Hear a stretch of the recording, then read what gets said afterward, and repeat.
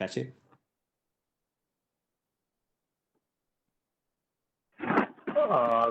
Thank you, Professor Nyabuga. I hope we can be heard loud and clear. Good morning, friends and colleagues of the media fraternity, and also friends of media who are joining us today as we, think together on how to take our media forward. As I said, I want to particularly appreciate the core team that has put this together, both today's meeting and the main meeting that we are moving toward, just to help us define the critical steps that we must go through to reimagine our media.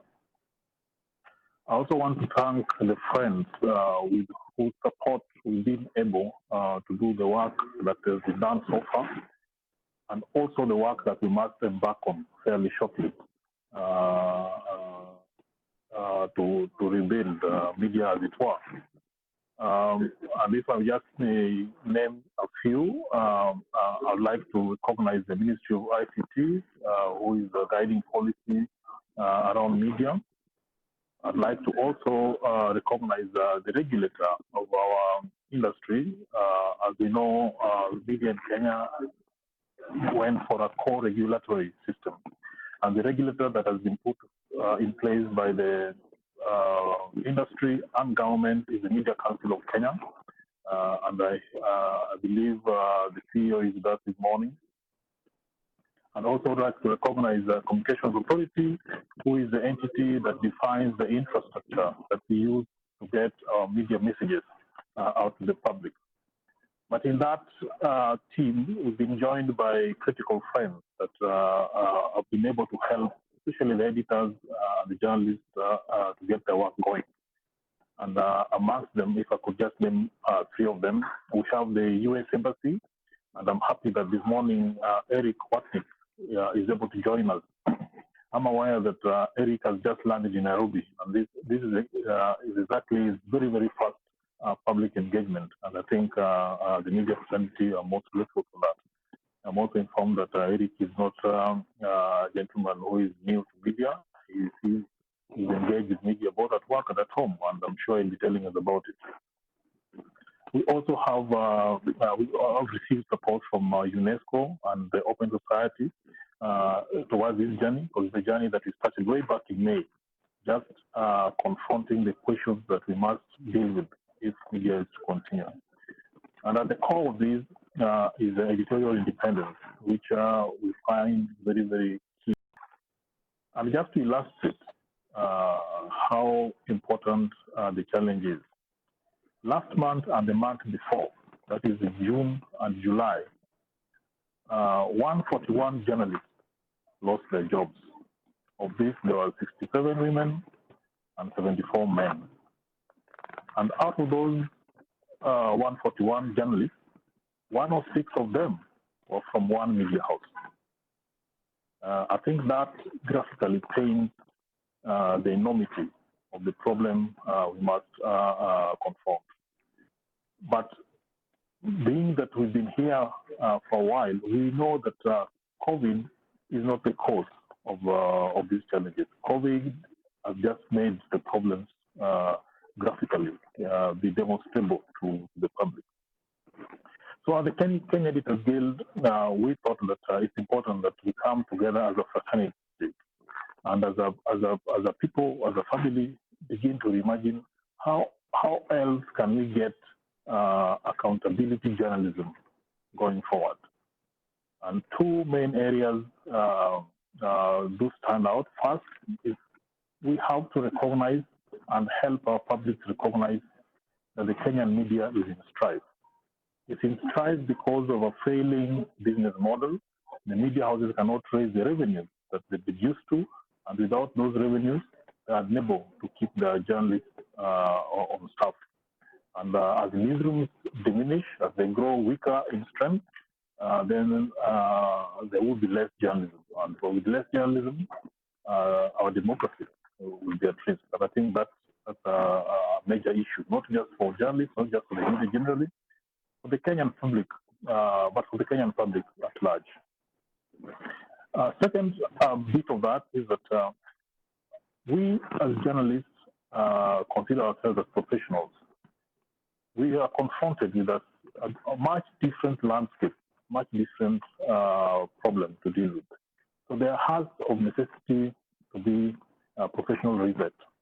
And we must have conversations on how exactly this reset should happen. How differently should we run journalism so that we deliver stories effectively, timely, and speak to the interests that make our people improve their lives. And then finally, on that bit, is the whole question of media trust.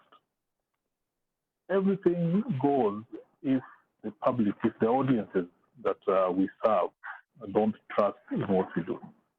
So we have to find ways to pay a lot more attention to these audiences if we are to make media sustainable, because a performing media is not just one for journalists, it is one for society. But to enable all those three, we think that redefining the landscape is critical, yeah, because it's only when we redefine the media landscape that a fresh sustainability model can be brought about.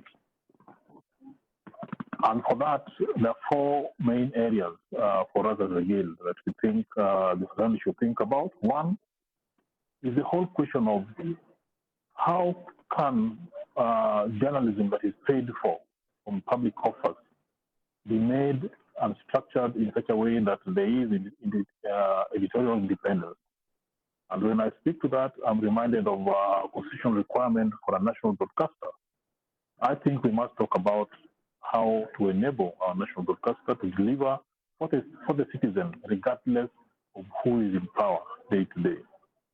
And the second bit of that is the whole question of how do we use public policy, how do we use the law, and how do we use public resources to ensure that there is media diversity. Because without media diversity, we run the risk of having a single opinion crowding every other shade of idea. I don't think that would be right. The second bit of redefining this landscape is that as the current business models fail, many of our media houses will run towards new zones, for example, subscriptions. But we must, of essence, ask ourselves, what are the implications of this for reader to democracy? What happens when the best information is put behind paywalls? What happens to the fellow who is unable to afford that paywall? I think as a profession, as a people, we have to consider how that goes. The number three is the whole question of continuous innovation in our newsroom. I'm sure there are many editors on the call, there are many leaders of these newsrooms on the call, and there are media managers on this call. Technology has enabled every Tom, Dick, and Harry to publish their ideas and to publish what it is they're able to see and find. It forces us as a media that then we must then get higher in the value chain so that what we are putting out is a lot more distinguished, is a lot more verified, and is aligned to the interests that serve the public and the audiences that we must of necessity serve. And then finally, the professional that brings this story home, the journalist, we have to pay attention to the welfare of that individual. And we cannot leave it to come as an accident in the process of fixing media. So as we reimagine our landscape, as we reimagine our media, we must ask ourselves, what is the place of the journalist and how do we make sure that day after day after day, critical and consequential professionals find it beneficial and livable to do the journalism. These four steps, I think, will deliver us to an area that can help begin to answer the question of how to get the Kenyan media sustainable once again.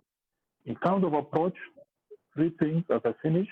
One, we think, and so far I think it's been possible to be as inclusive as possible so that all the best ideas have a chance to add on to the final answer, the final solution, the final plan that you come back with. But secondly, The media is not an island. We exist to serve the public. We exist to serve citizens. As we go through this journey, we must allow that public and that we must allow citizens to also give us feedback, to also help in, in defining and enriching the solution and the new landscape that we want to imagine.